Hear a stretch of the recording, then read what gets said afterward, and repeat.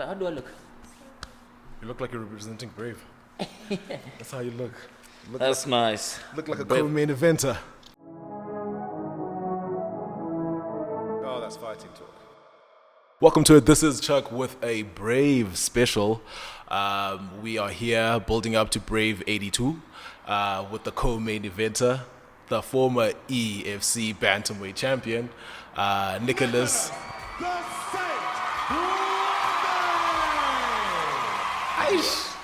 How you feeling prepping for Brave 82? Where we at? How's the mindset? And yeah, what are the emotions leading up to May 11th? Actually, I'm feeling great. My training camp is going well. I'm pushing hard. I'm trying to make sure each and every day I cement my legacy. I make sure that the mindset that I used to have still stays intact. So yeah, I'm hungry. I'm making sure that this one is going to be a finish. So that excites me. Nah. Dang. So this is obviously like the fourth time that Brave is coming through to Africa. How does it feel in terms of like even being part of that, being part of the organizations when they're trying to take over obviously the world, but like now they're getting bigger and better in the African continent? No, man, it's something good. You know, I never expect that Brave could come back in Africa and perform. And I to be in that platform. Yes. Dang. So I'm very happy. I'm excited. And to represent one of my brothers, especially here in Africa, I want to be the one to represent them. I don't want to be just take part. I want to take over. It's going to be upset for me if Ngosi wins because I would have to fight him. So yeah, man, I'm happy to represent, you know, in Africa. Yeah. You know, yeah. So I'm happy. You planning on taking over? Obviously, you said like you just mentioned now the main eventer, Ngosi Ndebele.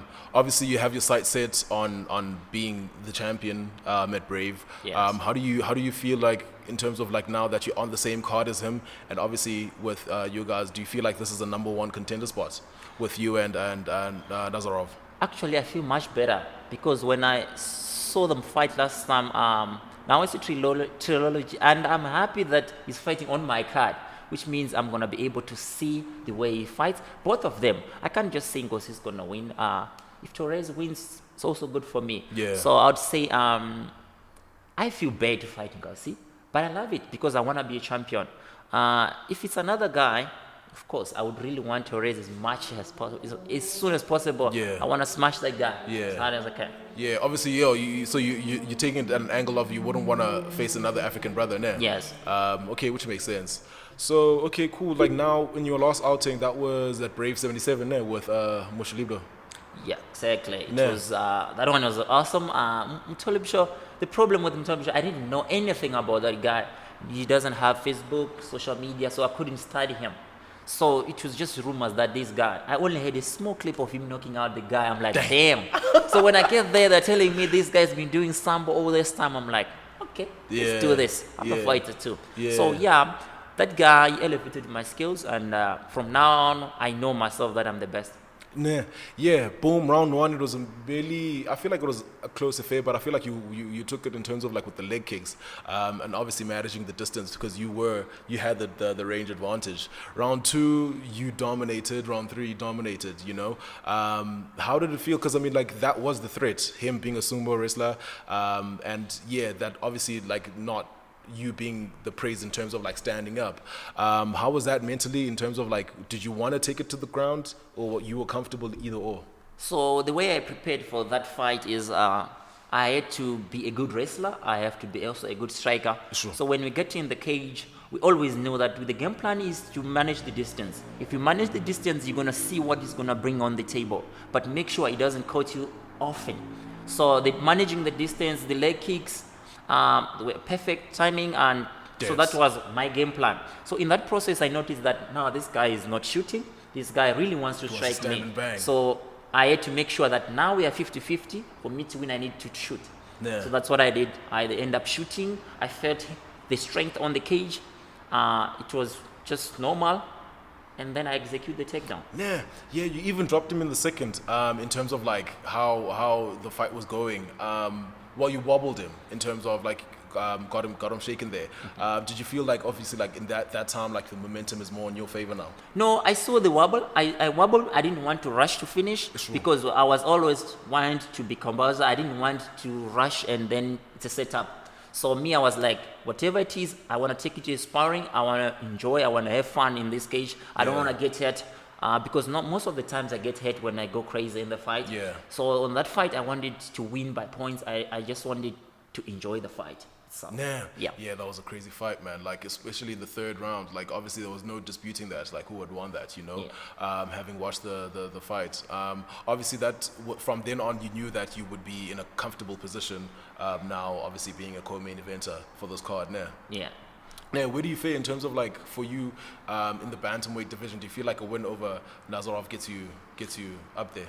100%. With this guy, I checked his fights. He's a technical fighter, a good fighter. He's also good in wrestling. He does sample. So this one is going to be a banger. This one is going to be awesome because this guy is so good. Best, undefeated, actually. Only one maybe by decision. So to fight someone like that, who's so good like that and young, I think if I beat him, I would have to cement like my legacy now. Here's real Nicolas.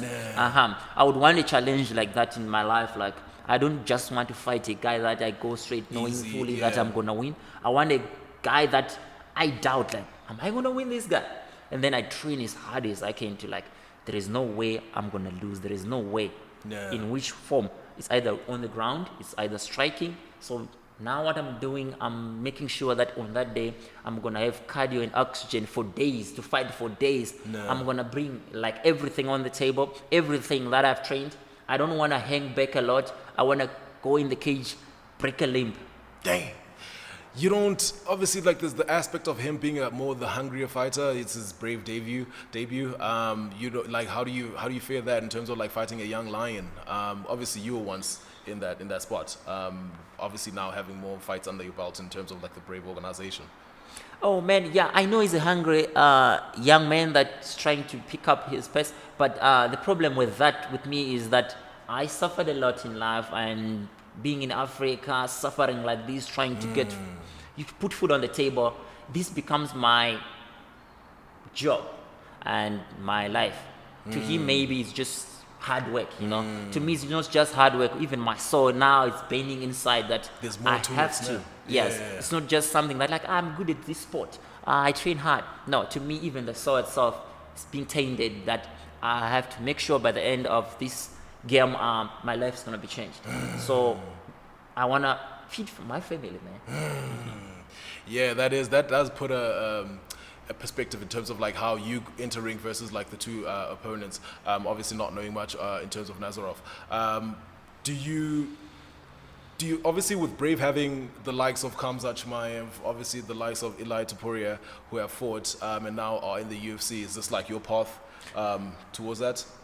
100%. That's my path. It's my dream, in fact, that one of the days I have to see myself on the greatest stage, which is UFC. So passing through Brave, it's my way to the UFC. And if I pass through that and I become a champion in Brave, I know I deserve to be in UFC. I deserve to be a champion also in UFC. Because most of the guys that are fighting in UFC, the ones that pass through Brave, they are best in UFC so far. Look at the guy, featherweight, Eli Topuria, he's the best. Yes. So such guys, if they know that if you fight with the good guys, the great guys, you become also a dog. You championship bolts, Damn. But yeah, man, I mean, we've always known this about you, even obviously, like, knowing your work that you've put in the EFC. So obviously, like, you've always had that caliber in that type of fighter. Any last words in terms of, like, what you have to say to Nazarov? Oh, I would just want to say to Nazarov, Kashid Nazarov, be prepared, train as hard as you can. I'm expecting a big fight, not just a one-round fight. I want to fight with you as hard as I can. I want to experience your wrestling. I want to experience your striking and your heart as well. So actually, I would just say, please stay healthy, be fit for that day, because I am ready and I can't wait to put my hands on you. Issue Brave 82, we coming to you in Mauritius, 4th time in the African continent, May 11th. It's gonna be a banger. It's gonna be a big banger. How about that? Oh, that's fighting talk. On August 18th, 2018, Brave Combat Federation made history by becoming the first global promotion to host an event in Africa. BraveCF also put together the first ever world title fight in African soil.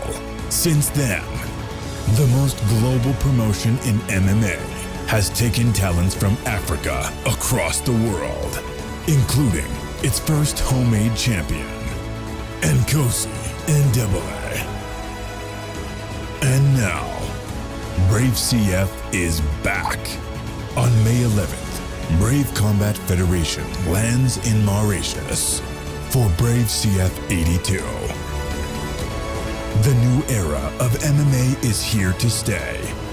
Africa, rise up.